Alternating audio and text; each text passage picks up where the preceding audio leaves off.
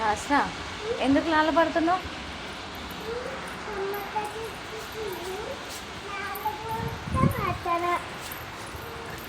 టమాటా చెట్టుకి లాల పోస్తావా? నువ్వు టమాటా చెట్టు పెట్టినావా?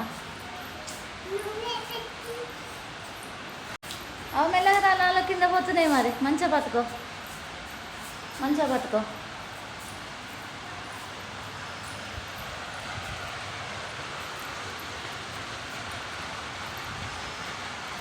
ఎక్కడుంది టమాటా చెట్టు? గల్లు ఉందా? అమ్మో, పోయి ఏది టమాటా చెట్టు? అదేనా? పోయి పోచినావు.